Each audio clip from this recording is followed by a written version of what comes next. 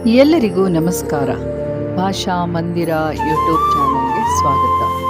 ಬೋಳಾಗಿದ್ದ ಮರಗಳೆಲ್ಲ ಮತ್ತೆ ಹಸಿರಂಗಿ ತೊಡುವಾಗ, ಮಾವಿನ ಮರದ ಮೇಲೆ ಕುಳಿತು ಕೋಗಿಲೆ ಕುಹು ಕುಹು ಅಂತ ಹಾಡುವಾಗ ಮನಸ್ಸಿಗೆ ಆಗುವ ಖುಷಿನೇ ಬೇರೆ ಅಲ್ವಾ? ಹೌದು, ಪ್ರಕೃತಿಯ ಈ ಅದ್ಭುತ ಜಾದು ಶುರುವಾಗೋದೇ ಚೈತ್ರ ಮಾಸದಲ್ಲಿ. ಇವತ್ತಿನ ವಿಡಿಯೋದಲ್ಲಿ ನಾವು ಪ್ರಕೃತಿಯ ಸೊಬಗನ್ನು ಸಾರುವ, ಮನಸ್ಸಿಗೆ ಮುದ ನೀಡುವ ಸುಂದರವಾದ ಕವಿತೆ ಸವಿಚೈತ್ರ ಪದ್ಯದ ಕವಿ ಪರಿಚಯ, ಅದರ ಭಾವಾರ್ಥ ಮತ್ತು ಅದರ ಸೌಂದರ್ಯವನ್ನು ಸವಿಯಲಿದ್ದೇವೆ.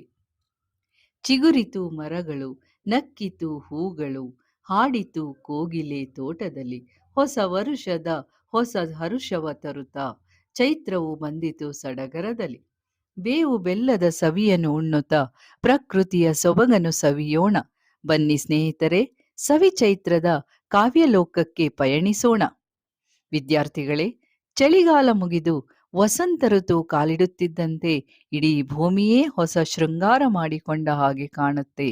ನಾವೆಲ್ಲ ಯುಗಾದಿ ಹಬ್ಬ ಆಚರಿಸಿ ಹೊಸ ವರ್ಷಕ್ಕೆ ಕಾಲಿಡೋದು ಇದೇ ಚೈತ್ರ ಮಾಸದಲ್ಲಿ. ಈ ಸವಿ ಚೈತ್ರ ಅನ್ನೋ ಹೆಸರೇ ಎಷ್ಟು ಚಂದ ಅಲ್ವಾ? ಚೈತ್ರ ಅಂದ್ರೆ ಕೇವಲ ತಿಂಗಳಲ್ಲ, ಅದು ಹೊಸ ಚೇತನ, ಹೊಸ ಭರವಸೆ. ಈ ಪದ್ಯದಲ್ಲಿ ಕವಿ ಬಸವರಾಜ ಸಾದರ ಅವರು ಪ್ರಕೃತಿಯಲ್ಲಿ ಆಗುವ ಬದಲಾವಣೆಗಳನ್ನು, ಕೋಗಿಲೆಯ ಗಾನವನ್ನು, ವಸಂತನ ಆಗಮನವನ್ನು ಎಷ್ಟು ಅದ್ಭುತವಾಗಿ ವರ್ಣಿಸಿದ್ದಾರೆ ಗೊತ್ತಾ? ಬನ್ನಿ ತಡ ಮಾಡದೆ ಇದನ್ನು ಆಸ್ವಾದಿಸೋಣ.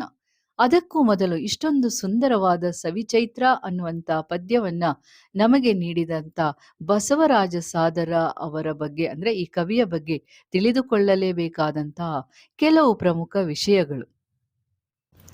ಬಸವರಾಜ ಸಾದರ ಇವರು 1955ರಂದು ಧಾರವಾಡ ಜಿಲ್ಲೆಯ ಕುಂದಗೋಳದಲ್ಲಿ ಜನಿಸ್ತಾರೆ. ಇವರು ಕನ್ನಡದಲ್ಲಿ ಸ್ನಾತಕೋತ್ತರ ಪದವಿಯನ್ನು ಪಡಿತಾರೆ. ಬಸವರಾಜ ಕಟ್ಟಿಮನಿಯ ಕಾದಂಬರಿಗಳು ವಿಷಯದ ಮೇಲೆ ಪ್ರೌಢ ಪ್ರಬಂಧವನ್ನ ಮಂಡಿಸಿ ಡಾಕ್ಟರೇಟ್ ಪದವಿಯನ್ನ ಪಡಿತಾರೆ. ಇವರು ಬೆಂಗಳೂರು ಆಕಾಶವಾಣಿ ಕೇಂದ್ರದ ವಿವಿಧ ಭಾರತೀಯ ನಿರ್ದೇಶಕರಾಗಿ ಕಾರ್ಯವನ್ನು ನಿರ್ವಹಿಸುತ್ತಿದ್ದಾರೆ. ಆಕಾಶವಾಣಿಯಲ್ಲಿ ಕೆಲಸ ಮಾಡುತ್ತಾ ಶಬ್ದಗಳ ಜೊತೆ ಮತ್ತು ಪ್ರಕೃತಿಯ ಜೊತೆ ಒಡನಾಟ ಇಟ್ಟುಕೊಂಡಿದ್ದರಿಂದಲೇ ಏನು, ಬಸವರಾಜ ಸಾದರ ಅವರು ಸವಿಚೈತ್ರ ಪದ್ಯದಲ್ಲಿ ವಸಂತನ ಆಗಮನವನ್ನು ಅಷ್ಟೊಂದು ಜೀವಂತವಾಗಿ ನಮ್ಮ ಕಣ್ಮುಂದೆ ತಂದಿಟ್ಟಿದ್ದಾರೆ. ಹಾಗೇನೆ ಇವರು ಬರೆದಂತಹ ಕವನ ಸಂಕಲನ ಅಂದ್ರೆ ಸಿಸಿಪಸರ್, ಸುತ್ತು, ತಪ್ದಂಡ ಕಥಾ ಸಂಕಲನ, ಹೊಸ ಆಲೋಚನೆ ವಿಮರ್ಶೆ, ಮೃದುವಾಗಿ ಮುಟ್ಟು ಪ್ರಬಂಧ, ಈ ರೀತಿ ಹಲವಾರು ಕೃತಿಗಳನ್ನು ರಚಿಸಿದ್ದಾರೆ. ಇವರಿಗೆ ಅಬ ಆಕಾಶವಾಣಿ ಸ್ಪರ್ಧೆ ಬಹುಮಾನ, ಜಯತೀರ್ಥ ರಾಜಪುರೋಹಿತ ಸ್ಮಾರಕ ಬಹುಮಾನ ಹಾಗೂ ರಾಜ್ಯ ಸಾಹಿತ್ಯ ಅಕಾಡೆಮಿ ಬಹುಮಾನ, ಸಿಸಿಪಸರ್, ಸುತ್ತು ಅನ್ನುವಂಥ ಇವರ ಕವನ ಸಂಕಲನ ಪ್ರಸ್ತುತ ಪದ್ಯವನ್ನ ಅದರಿಂದ ಆಯ್ಕೆ ಮಾಡಿಕೊಂಡಿರುವಂಥದ್ದು.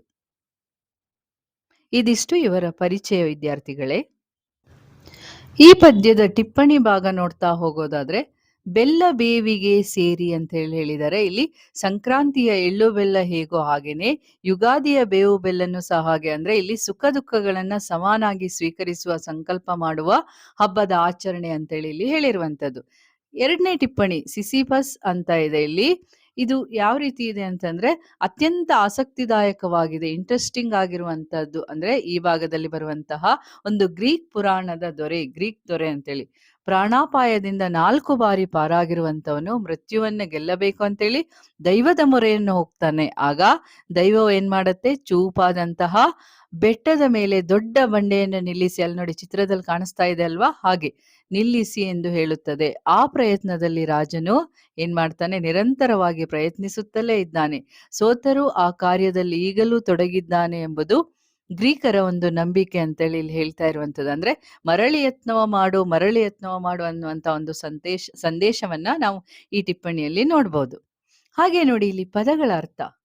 ಆದಿ ಅಂದ್ರೆ ಮೊದಲು, ಕೊರಡು ಅಂದ್ರೆ ಒಣ ಮರ, ಒಣಗಿದ ತುಂಡಾಗಿರುವಂತಹ ಮರ, ಖಗ ಅಂದ್ರೆ ಆಕಾಶದಲ್ಲಿ ಹಾರಾಡುವಂತಹ ಹಕ್ಕಿಗಳು, ಚೈತನ್ಯ ಅಂದ್ರೆ ಚಟುವಟಿಕೆ, ಯಾವಾಗ್ಲೂ ಉತ್ಸಾಹದಿಂದ ಇರುವಂಥದ್ದು, ದಗದ ಅಂದ್ರೆ ಕೆಲಸ, ಮತ್ತು ಅಂದ್ರೆ ಮಾದಕತೆ, ಮುಗುಳು ನಗೆ ಅಂದ್ರೆ ಮೊಗ್ಗು, ವಾಲಗ ಅಂದ್ರೆ ಓಲಗ ಅಥವಾ ವಾದ್ಯ, ಕಲರವ ಮೋಹಕವಾದಂತಹ ಧ್ವನಿ, ಕೊನರು ಚಿಗುರು, ಚಿಗಿತ ಚಿಗುರಿದ, ತಾರಕ ಅಂದ್ರೆ ಎತ್ತರದ ಸ್ವರ, ನೆಲದವ್ವ ಅಂದ್ರೆ ಭೂಮಿ ತಾಯಿ, ಮುಕ್ತ ಅಂದ್ರೆ ಬಿಡುಗಡೆ ಹೊಂದಿದ, ವಧು ಅಂದ್ರೆ ಮದುಮಗಳು ಅಂತೇಳಿ ಇಲ್ಲಿ ಹೇಳಿರುವಂಥದ್ದು.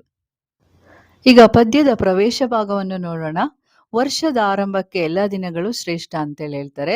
ಅದರಲ್ಲೂ ಪಾಶ್ಚಾತ್ಯರಿಗೆ ಹೊಸ ವರ್ಷ ಅನ್ನುವಂಥದ್ದು ಜನವರಿ 1ರಂದು. ಆದರೆ ನಾವು ಭಾರತೀಯರು ಯುಗಾದಿಗೆ ಮಹತ್ವವನ್ನು ನೀಡಿರೋದ್ರಿಂದ ಯುಗಾದಿಯನ್ನು ಹೊಸ ವರ್ಷ ಅಂತ ಹೇಳಿ ಆಚರಣೆ ಮಾಡ್ತೀವಿ. ಅಂದ್ರೆ ಹಳೆಯದನ್ನ ಮರೆತು ಹೊಸತನವನ್ನು ತರುವಂತ ಒಂದು ಸಂಭ್ರಮದ ದಿನ ಅಂತೇಳಿ, ಅಂದ್ರೆ ಬದುಕಿನ ಕಷ್ಟ ಸುಖಗಳನ್ನ ಸಮಾನವಾಗಿ ಸ್ವೀಕರಿಸಬೇಕು ಅಂತ ಹೇಳುವಂತ ಒಂದು ಸಂದೇಶ ನೀಡುವಂತ ಹಾಗೆ ಬೇವು ಬೆಲ್ಲವನ್ನು ಹಂಚುವಂತ, ಅಂದ್ರೆ ಪರಸ್ಪರ ವಿನಿಮಯ ಮಾಡಿಕೊಳ್ಳೋದಂದ್ರೆ ಕಷ್ಟ ಸುಖವನ್ನ ಹೇಳ್ಕೊಳ್ಳುವಂಥದ್ದು. ಅದು ಯುಗಾದಿಯಲ್ಲಿ ಚಂದ್ರಮಾನ ಮತ್ತು ಸೌರಮಾನ ಅಂತ ಎರಡಿರುತ್ತೆ. ಇದು ಎರಡು ಚೈತ್ರ ಮಾಸದಲ್ಲೇ ಇರುವಂತದ್ದು. ಎರಡೂ ಯುಗಾದಿಯಲ್ಲೂ ಇದೇ ರೀತಿ ಸಂಭ್ರಮಾಚರಣೆಯನ್ನ ಮಾಡುವಂಥದ್ದು. ಚೈತ್ರ ಅಂದ್ರೆ ವಸಂತ ಅಥವಾ ಸಮೃದ್ಧಿ ಅಂತೇಳಿ. ವಸಂತನೆಂದರೆ ಅವನನ್ನ ಋತುಗಳ ರಾಜ ಅಂತೇಳಿ ಕರೀತಾರೆ. ಈ ಋತುವಿನಲ್ಲಿ ಫಲಗಳು, ಪುಷ್ಪಗಳು, ಮರಗಳೆಲ್ಲ ಸಮೃದ್ಧಿಯಾಗಿ ಬೆಳೆಯುವಂಥದ್ದು. ಈ ವಸಂತ ಮಾಸ ಅನ್ನುವಂಥದ್ದು ಕವಿಗಳಿಗಂತೂ ಬಹಳ ಮೆಚ್ಚಿನ ಕಾಲ ಅಂತ ಹೇಳ್ಬಹುದು. ಹೌದು, ಯಾಕೆ ಹೇಳಿ? ವಸಂತದ ಸೊಬಗನ್ನು ಬಣ್ಣಿಸದ ಕವಿಯೇ ಇಲ್ಲ. ಕವಿಗಳ ನಿರೀಕ್ಷೆಗೆ, ಕವಿಗಳಿಗೆ ಸಂದೇಶಕ್ಕೆ, ಕವಿ ಕಲ್ಪನೆಗೆ, ಪದ ವಿನ್ಯಾಸಕ್ಕೆ ಹೊಸತನವಿರುವಂತಹ ಕಾಲ ಅಂತಂದ್ರೆ ವಸಂತ ಕಾಲ. ಪ್ರತಿಯೊಬ್ಬ ಕವಿಯು ವಸಂತ ಕಾಲವನ್ನು ಇಷ್ಟಪಡುವಂಥದ್ದು. ಹಾಗೆ ಪ್ರಸ್ತುತವಾದ ಕವಿತೆಯಲ್ಲಿಯೂ ಸಹ ಚೈತ್ರದ ಸೊಬಗು, ವಸಂತ ಕಾಲದ ವರ್ಣನೆಯನ್ನು ಇಲ್ಲಿ ವರ್ಣಿಸಲಾಗಿದೆ. ಹಾಗಾದ್ರೆ ಏನ್ ವರ್ಣಿಸಿದ್ದಾರೆ ಅಂತ ನೋಡ್ತಾ ಹೋಗೋಣವಾ? ಯುಗದ ಆದಿಯು ಬಂತು, ಸೊಗದ ಸುಗ್ಗಿಯು ತಂತು, ಜಗಕ್ಕೆಲ್ಲ ಹೊಸ ಕಳೆಯು ತುಂಬಿ ತೆಂತು, ಬಗೆ ಬಗೆಯ ಬಣ್ಣಗಳ ಬರೆದ ಚಿತ್ರದ ಹಾಗೆ ನೆಲದಮ್ಮ ನವ ವಧುವೇ ಆದಳಿಂತು. ಎಷ್ಟು ಅದ್ಭುತವಾದ ಸಾಲು ಅಲ್ವಾ? ಎಷ್ಟು ಚೆನ್ನಾಗಿದೆ ಅಲ್ವಾ? ಯುಗದ ಆದಿ ಅಂದ್ರೆ ಹೊಸ ವರ್ಷದ ಆರಂಭ ಬರ್ತಾ ಇದೆ. ಹೊಸ ವರ್ಷ ಆರಂಭವಾಗ್ತಾ ಇದೆ. ಯಾವಾಗ? ಚೈತ್ರ ಮಾಸದಲ್ಲಿ ಯುಗಾದಿ ಎಂದು. ಯುಗಾದಿ ಹಬ್ಬದ ದಿನ ನಾವು ಹೊಸ ವರ್ಷ ಆಚರಣೆಯನ್ನು ಮಾಡ್ತೀವಿ. ಹೇಗ್ ಬರ್ತಾ ಇದೆ? ಸೊಗದ ಸುಗ್ಗಿಯ ತಂದು, ಸುಖದ ಸುಗ್ಗಿಯನ್ನ ತರ್ತಾ ಇದೆ, ಸುಖದ ಸೋಪಾನ ಇದೆ ಅನ್ನೋ ರೀತಿನಲ್ಲಿ. ಜಗಕ್ಕೆಲ್ಲ ಹೊಸ ಕಳೆಯು ತುಂಬಿ ತೆಂತು. ಆ ದಿನದಿಂದ ಜಗತ್ತಿಗೆಲ್ಲ ಹೊಸದಾದಂತಹ ಹೊಳಪು, ಕಳೆ ಅಂದ್ರೆ ಒಂದು ರೀತಿಯಾದ ಸಮೃದ್ಧಿಯಾಗಿ ಕಾಣಿಸ್ತಾ ಇದೆ. ಹೇಗ್ ಕಾಣಿಸ್ತಾ ಇದೆ ಅಂತ ಹೇಳಿದಾರೆ ನೋಡಿ ಇಲ್ಲಿ. ಬಗೆ ಬಗೆಯ ಬಣ್ಣಗಳ ಬರೆದ ಚಿತ್ರದ ಹಾಗೆ. ಚಿತ್ರಕಾರ ಹೇಗೆ ಬೇರೆ ಬೇರೆಯ ಬಣ್ಣಗಳಿಂದ ಚಿತ್ರವನ್ನು ಬಿಡಿಸಿದಾಗ ಕಣ್ಣಿಗೆ ಹೇಗೆ ಹಬ್ಬವನ್ನುಂಟು ಮಾಡುತ್ತೋ ಹಾಗೇನೆ ನಮಗೆ ಈ ಭೂಮಿ, ಜಗತ್ತೆಲ್ಲ ಹಸಿರುಮಯವಾಗಿ ಸಮೃದ್ಧಮಯವಾಗಿ ಕಣ್ಣಿಗೆ ಹಬ್ಬವನ್ನುಂಟು ಮಾಡುತ್ತೆ. ಹಾಗೆ ನೆಲದಮ್ಮ ನವವಧುವೇ ಆದಳಿಂತು. ನೆಲದಮ್ಮ ಅಂದ್ರೆ ಭೂಮಿ ತಾಯಿ ನವ ವಧುವಿನಂತೆ, ನವ ಮಧುವಣಗಿತ್ತಿಯಂತೆ, ಅಂದ್ರೆ ಮದುವೆ ಹೆಣ್ಣಿನಂತೆ ಅಷ್ಟು ಸುಂದರವಾಗಿ ಕಾಣ್ತಾಳೆ. ಅಂದ್ರೆ ಭೂಮಿಯೆಲ್ಲ ಸಮೃದ್ಧಮಯವಾಗಿರೋದ್ರಿಂದ ಹಾಗೆ ಕಾಣಿಸುತ್ತೆ ಅನ್ನೋದನ್ನಿಲ್ಲಿ ಕವಿ ಹೇಳಿರುವಂಥದ್ದು. ಹಾಗೆ ಎರಡನೇ ನುಡಿ ನೋಡಿ. ಕೊರಡ ಕೊನರಿಸಿ ತುದಿಗೆ ಮುಗುಳನಗೆ ಮುತ್ತಿಟ್ಟು, ಬರಡು ಜೀವಕ್ಕೆ ಹೊಸತು ಚೈತನ್ಯವು, ಕುಕಿಲ ಕೋಗಿಲೆ ಕಂಠ ಮುಕ್ತ ತಾರಕಕ್ಕೇರಿ, ಚಿಲಿಪಿಲಿಯ ಕಲರವಕ್ಕೆ ಮತ್ತೇರಿದೆ. ಎರಡನೇ ನುಡಿ ನಮ್ಗೆ ಏನ್ ಹೇಳುತ್ತೆ ನೋಡಿ. ಕೊರಡ ಕೊನರಿಸಿ ಅಂದ್ರೆ ಒಣಗಿದ್ದ ಮರಗಳು ಚಿಗುರೊಡೆಯುತ್ತೆ. ಒಣಗೋಗಿರುವಂತಹ ಮರಗಳೆಲ್ಲ ಚಿಗುರೊಡೆದು ತುದಿಗೆ ಮುಗುಳು ನಗೆ, ಅಂದ್ರೆ ಚಿಗುರಿನ ತುದಿಯಲ್ಲಿ ಮುಗುಳ ಅಂದ್ರೆ ಮೊಗ್ಗು ಹುಟ್ಟುತ್ತೆ. ಹೂವಿನ ಅಥವಾ ಹಣ್ಣಿನ ಗಿಡಗಳ ಮೊದಲು ಮೊಗ್ಗು ಆಗತ್ತಲ್ವಾ? ಆ ಮೊಗ್ಗು ಏನ್ ಮಾಡತ್ತೆ? ನಗೆ ಚೆಲ್ಲಿ ಮುತ್ತಿಟ್ಟ ರೀತಿ ಕಾಣುತ್ತೆ. ಅಂದ್ರೆ ಅಷ್ಟು ಸಂತೋಷಮಯವಾಗಿ ಕಾಣಿಸುತ್ತೆ ಭೂಮಿ. ಜೀವನದಲ್ಲಿ ಬೇಸತ್ತು ಬರಡಾಗಿರುವ ಮನುಷ್ಯರ ಮನಸ್ಸುಗಳು ವಸಂತ ಕಾಲಕ್ಕೆ ಏನಾಗತ್ತೆ? ಹೊಸ ಚೈತನ್ಯವನ್ನ ನೀಡುತ್ತೆ. ಬರಡು ಜೀವಕ್ಕೆ ಹೊಸ ಚೈತನ್ಯವ ಅನ್ನೋ ರೀತಿನಲ್ಲಿ ಬರಡಾಗಿರುವಂತಹ ಜೀವನಕ್ಕೆ ಹೊಸ ಚೈತನ್ಯವನ್ನು ನೀಡಿದ ಹಾಗೆ, ಹೊಸ ಭರವಸೆಯನ್ನು ಕೊಟ್ಟ ಹಾಗೆ, ಭರವಸೆಯನ್ನು ನೀಡಿದ ಹಾಗೆ ಕಾಣಿಸುತ್ತೆ ಅಂತ ಹೇಳಿ ಇಲ್ಲಿ ಹೇಳಿರುವಂಥದ್ದು. ಬರೀ ಮನುಷ್ಯರಿಗಷ್ಟೇ ಅಲ್ಲ ನೋಡಿ. ಕುಕಿಲ ಕೋಗಿಲೆ ಕಂಠ ಮುಕ್ತ ತಾರಕಕ್ಕೇರಿ, ಕೋಗಿಲೆಯು ತನ್ನ ಗಾನವನ್ನು ಇಡೀ ಆಕಾಶಕ್ಕೆ ಏರೋ ತರ ಇಡೀ ಎಲ್ಲೆಡೆಯಲ್ಲಿಯೂ ಏನ್ ಮಾಡುತ್ತೆ? ಅಷ್ಟು ಕುಹು ಕುಹು ಅನ್ನುವಂತ ತನ್ನ ನಾದವನ್ನ ಮಾಡುತ್ತೆ. ಹಾಗೇನೆ ಚಿಲಿಪಿಲಿಯ ಕಲರವಕ್ಕೆ ಮತ್ತೇರಿದೆ. ಹಕ್ಕಿಗಳ ಚಿಲಿಪಿಲಿಯ ಗಾನ ಕೇಳಿ ಇಡೀ ವಾತಾವರಣವು ಆನಂದದ ಮತ್ತಿನಲ್ಲಿ ತೇಲುತ್ತಿದೆ, ಆನಂದದ ಲಾಸ್ಯದಲ್ಲಿ ತೇಲುತ್ತಿದೆ. ಅಷ್ಟು ಸಂತೋಷ ಉಂಟಾಗಿದೆ ಅಂತೇಳಿ ಕವಿ ಇಲ್ಲಿ ವರ್ಣನೆಯನ್ನ ಮಾಡಿದ್ದಾರೆ. ಹಾಗೇನೆ ಮುಂದಿನ ನುಡಿಯಲ್ಲಿ ನೋಡಿ. ಮೈ ಕೊಡವಿ ಎದ್ದ ಜಗ ಖಗ ಪಕ್ಷಿ ಪ್ರಾಣಿಗಳು, ಲಘು ಬಗೆಯ ದಗದಕ್ಕೆ ಹೊರಟಂತಿದೆ, ಹೊಸತು ಜೀವೋಲ್ಲಾಸ ಚಿಗಿತ, ಭಾವ ವಿಲಾಸ ನೆಲ ಮುಗಿಲ ವಾಲಗವೇ ನಡೆದಂತಿದೆ. ಎಷ್ಟು ಒಳ್ಳೆ ರೀತಿಯಲ್ಲಿ ಹೇಳ್ತಾ ಇದ್ದಾರೆ ನೋಡಿ ಇಲ್ಲಿ. ಮೈ ಕೊಡವಿ ಎದ್ದ ಜಗ, ಚಳಿಗಾಲದಿಂದ ಸೋಮಾರಿತನ ಜಾಸ್ತಿ ಆಗತ್ತಲ್ವ ನಮ್ಗೆ. ಆವಾಗ ಮೈ ಕೊಡವಿ ಎದ್ದು, ಯಾವ್ದು ಮೈ ಕೊಡವಿ ಮೊದ್ಲು ಹೇಳತ್ತೆ? ಪ್ರಾಣಿಗಳು, ಪಕ್ಷಿಗಳು, ಆಕಾಶದಲ್ಲಿ ಹಾರಾಡುವ ಪಕ್ಷಿಗಳೆಲ್ಲ ಎದ್ದು ನಮ್ಗೆ ಶಿಸ್ತನ್ನ ತೋರ್ಸತ್ತೆ. ನೋಡಿ ಎದ್ದೇಳಿ, ಸೋಮಾರಿಗಳಾಗ್ಬೇಡಿ ಅಂತ ಹೇಳತ್ತೆ. ಹೇಗೆ ಲಘು ಬಗೆಯ ದಗದಕ್ಕೆ ಅಂದ್ರೆ ತಮ್ಮ ತಮ್ಮ ಕೆಲಸಗಳನ್ನ ಬೇಗ ಮಾಡ್ಲಿಕ್ಕಾಗಿ, ತಮ್ಮ ದೈನಂದಿನ ಕೆಲಸವನ್ನ ಸರಿಯಾಗಿ ಮಾಡ್ಲಿಕ್ಕಾಗಿ ಹೊರಟಂತೆ ಕಾಣಿಸ್ತಾ ಇದೆ. ಹೊಸತು ಜೀವೋಲ್ಲಾಸ ಚಿಗಿದ ಭಾವ ವಿಲಾಸ, ಎಲ್ಲರಲ್ಲಿಯೂ ಹೊಸದಾದಂತ ಒಂದು ಉತ್ಸಾಹ, ಜೀವನೋತ್ಸಾಹ ಕಾಣಿಸ್ತಾ ಇದೆ. ಮನಸ್ಸಿನಲ್ಲಿ ಹೊಸ ಭಾವನೆ, ಹೊಸತನ ಮೂಡ್ತಾ ಇದೆ. ಇದೆಲ್ಲವನ್ನ ನೋಡಿದಾಗ ಭೂಮಿ ಹೇಗೆ ಕಾಣಿಸ್ತಾ ಇದೆ? ನೆಲಮುಗಿಲ ವಾಲಗವೇ ನಡೆದಂತಿದೆ. ಪ್ರಾಣಿಗಳು, ಪಕ್ಷಿಗಳು, ಮನುಷ್ಯರು ಎಲ್ಲರೂ ಹೊಸ ಉತ್ಸಾಹದಿಂದ ಇರುವಾಗ ಭೂಮಿ ಆಕಾಶದಲ್ಲಿ ಯಾವುದೋ ಒಂದು ದೊಡ್ಡ ಒಂದು ಶುಭ ಸಮಾರಂಭವೋ, ಮದುವೆಯ ಸಮಾರಂಭದ ಸಂಗೀತ ವಾದ್ಯವೋ, ಮಂಗಳಮಯ ವಾದ್ಯವೋ ನಡೆದಂತೆ ನಮಗೆ ವಾಸವಾಗ್ತಿದೆ ಅಂತ ಹೇಳಿ ಇಲ್ಲಿ ಕವಿ ವರ್ಣನೆ ಮಾಡಿರುವಂಥದ್ದು. ರವಿ ಕಾಣದ್ದನ್ನು ಕವಿ ಕಂಡ ಅಂತೇಳಿ ಇದಕ್ಕೆ ನಾವು ಹೇಳುವಂಥದ್ದು. ಅಂದ್ರೆ ಕವಿಯ ವರ್ಣನೆ ಎಷ್ಟು ಯಾವ ರೀತಿಯಾಗಿದೆ ನೋಡಿ, ಎಷ್ಟು ಸುಂದರವಾಗಿ ಕವಿ ಇಲ್ಲಿ ವರ್ಣಿಸಿದ್ದಾರೆ. ಈ ಒಂದು ವಸಂತ ಮಾಸ ಹೇಗಿರುತ್ತೆ, ನೆಲ ಮುಗಿಲು ಹೇಗಿರುತ್ತೆ, ಆಕಾಶ ಭೂಮಿ ಎಲ್ಲ ಯಾವ ರೀತಿಯಾಗಿ ಸಂತೋಷಭರಿತವಾಗಿರುತ್ತೆ ಅಂದ್ರೆ ಇಲ್ಲಿರುವಂತಹ ಪ್ರಾಣಿಗಳು, ಪಕ್ಷಿಗಳು, ಮನುಷ್ಯರು ಎಲ್ಲ ಹೇಗೆ ಉಲ್ಲಾಸದಿಂದ ಇರ್ತಾರೆ ಅನ್ನೋದಕ್ಕೆ ಇಲ್ಲಿ ಹೇಳಿರುವಂಥದ್ದು. ಹಾಗೆ ನೋಡಿ 4ನೇ ನುಡಿ. ಯುಗದ ಹಿಂದಿನ ಕೊಳೆಯ ತಿಕ್ಕಿ ಮೈ ತೊಳೆದಂತೆ, ನಗುವ ನಲಿವಿನ ಮುಖವೇ ಎಲ್ಲೆಲ್ಲಿಯೂ ಬೆಲ್ಲ ಬೇವಿಗೆ ಸೇರಿ ಕಹಿ ಕಳೆದು ಸಿಹಿ ಹೆಚ್ಚಿ ಎಲ್ಲರೆದೆಗಳ ತುಂಬ ಸವಿ ಚೈತ್ರವು. ನೋಡಿ ಹೇಗೆ ಹೇಳ್ತಾ ಇದೆ. ಯುಗದ ಹಿಂದಿನ ಕೊಳೆಯ ತಿಕ್ಕಿ ಅಂದ್ರೆ ನಾವು ಹೇಗೆ ಪ್ರತಿನಿತ್ಯ ದಿನಾಲು ಮೈಮೇಲಿನ ಕೊಳೆಯನ್ನು ತೆಗೆಯಲಿಕ್ಕಾಗಿ ಸ್ನಾನವನ್ನು, ಜಳಕವನ್ನು ಮಾಡ್ತೇವೋ, ಹಾಗೇನೆ ಈ ಹೊಸ ಯುಗ, ಹೊಸ ವರ್ಷವು ನಮಗೆ ನಮ್ಮ ಮನಸ್ಸಿನಲ್ಲಿರುವಂತಹ ಕಳೆದ ವರ್ಷದ ಕಹಿಯ ನೆನಪನ್ನ, ಬೇಸರವನ್ನು ತೊಳೆದು ಹಾಕಿದಂತಿದೆ ಅನ್ನುವಂತ ಅರ್ಥವನ್ನ ಇಲ್ಲಿ ಕೊಡತ್ತೆ. ಹಾಗೆ ನಗುವ ನಲಿವಿನ ಮುಖವ ಎಲ್ಲೆಲ್ಲಿಯೂ ಸಂತೋಷದ ವಾತಾವರಣ, ಎಲ್ಲೆಲ್ಲಿಯೂ ಮುಖದಲ್ಲಿಯೂ ನಗು, ಮಂದಹಾಸ, ಸಂಭ್ರಮಗಳು ಕೂಡಿರ್ತವೆ ಅಂತೇಳಿ ಹೇಳ್ತಾ ಇದ್ದಾರೆ.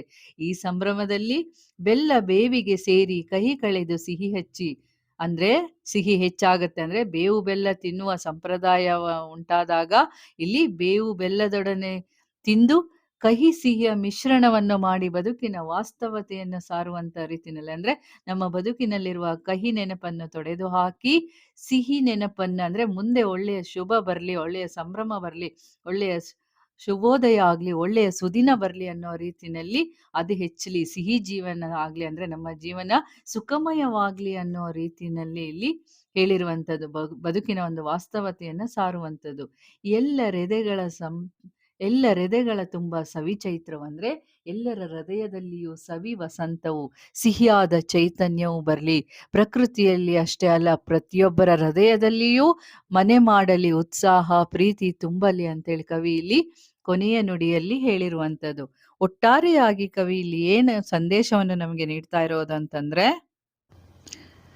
ಬದಲಾವಣೆಯನ್ನು ಸ್ವಾಗತಿಸುವಂತ ಒಂದು ಸಕಾರಾತ್ಮಕತೆ, ಆಶಾವಾದ ಮತ್ತು ಸುಪ್ತ ಪ್ರತಿಭೆಯ ಅನಾವರಣವಾಗುವ ರೀತಿಯಲ್ಲಿ, ಹಾಗೇನೆ ಶಿಸ್ತು, ಕರ್ತವ್ಯ ಪ್ರಜ್ಞೆ ಮತ್ತು ಪರಿಶ್ರಮತೆಯ ಬಗ್ಗೆ ಹಾಗೂ ಸಮಚಿತ್ತತೆಯ ಬಗ್ಗೆ ಈ ಪದ್ಯದಲ್ಲಿ ನಾವು ತಿಳ್ಕೊಂಡಿರುವಂಥದ್ದು ವಿದ್ಯಾರ್ಥಿಗಳೇ. ನೋಡಿದ್ರಲ್ಲ, ಸವಿ ಚೈತ್ರ ಪದ್ಯ ನಮಗೆ ಎಷ್ಟು ಸುಂದರವಾದ ಜೀವನ ಪಾಠವನ್ನು ಹೇಳಿಕೊಡುತ್ತೆ ಅಂತೇಳಿ ಕೊಟ್ಟಿದೆ ಅಲ್ವಾ. ಪ್ರಕೃತಿಯಂತೆ ಸದಾ ಚಟುವಟಿಕೆಯಿಂದ ಇರುವುದು ನಮ್ಮ ಕೆಲಸ. ಹಳೆಯ ನೆನಪನ್ನು ಮರೆತು ಹೊಸ ಉತ್ಸಾಹದಿಂದ ಮುನ್ನಡೆಯೋದೇ ಜೀವನ. ಕಷ್ಟ ಸುಖ ಎರಡನ್ನು ನಾವೇನ್ ಮಾಡ್ಬೇಕು? ಸಮಾನವಾಗಿ ಸ್ವೀಕರಿಸಬೇಕು. ವಿಶೇಷವಾಗಿ ಈ ಪದ್ಯ 10ನೇ ತರಗತಿಯ ವಿದ್ಯಾರ್ಥಿಗಳಿಗೆ ಪರೀಕ್ಷೆ ದೃಷ್ಟಿಯಿಂದ ಎಷ್ಟು ಮುಖ್ಯವೋ, ನಿಮ್ಮ ಜೀವನದ ದೃಷ್ಟಿಯಿಂದಲೂ ಅಷ್ಟೇ ಮೌಲ್ಯಯುತವಾದಂತಹ ಒಂದು ಸಂದೇಶವನ್ನು ನೀಡುತ್ತೆ ವಿದ್ಯಾರ್ಥಿಗಳೇ. ಹೀಗೆ ಇವತ್ತಿನ ಈ ವಿಡಿಯೋದ ಪದ್ಯದ ಸರಳ ವಿವರಣೆ ನಿಮಗೆ ಇಷ್ಟ ಆಗಿದ್ರೆ ಖಂಡಿತ ಒಂದು ಲೈಕ್ ಮಾಡಿ. 10ನೇ ತರಗತಿಯ ವಿದ್ಯಾರ್ಥಿಗಳೇ, ಈ ವಿಡಿಯೋವನ್ನು ತಪ್ಪದೆ ನಿಮ್ಮ ಮಿತ್ರರಿಗೆ ಶೇರ್ ಮಾಡಿ, ಅವ್ರಿಗೂ ಹೆಲ್ಪ್ ಆಗುತ್ತೆ. ಈ ಪದ್ಯದ 4 ನುಡಿಯಲ್ಲಿ ನಿಮಗೆ ಅತ್ಯಂತ ಇಷ್ಟವಾದ ಸಾಲು ಯಾವುದು ಅನ್ನೋದನ್ನು ಕೆಳಗೆ ಕಮೆಂಟ್ ಮಾಡಿ ತಿಳಿಸಿ. ಹಾಗೆ ಉಳಿದ ಎಲ್ಲ ಪದ್ಯ ಗದ್ಯಗಳ ಸರಳ ವಿವರಣೆ, ಪ್ರಶ್ನೋತ್ತರ ಮತ್ತು ವ್ಯಾಕರಣಗಳಿಗಾಗಿ ನನ್ನ ಚಾನೆಲ್ ಅನ್ನು ಈಗಲೇ ಸಬ್ಸ್ಕ್ರೈಬ್ ಆಗಿ. ಮತ್ತೊಂದು ಸುಂದರವಾದ ಪಾಠದೊಂದಿಗೆ, ಸರಳವಾದ ವಿವರಣೆಯೊಂದಿಗೆ ಮುಂದಿನ ವಿಡಿಯೋದಲ್ಲಿ ನಿಮ್ಮನ್ನು ಭೇಟಿಯಾಗ್ತೀನಿ. ಚೆನ್ನಾಗಿ ಓದಿ, ಸದಾ ನಗುತ್ತಿರಿ. ಧನ್ಯವಾದಗಳು.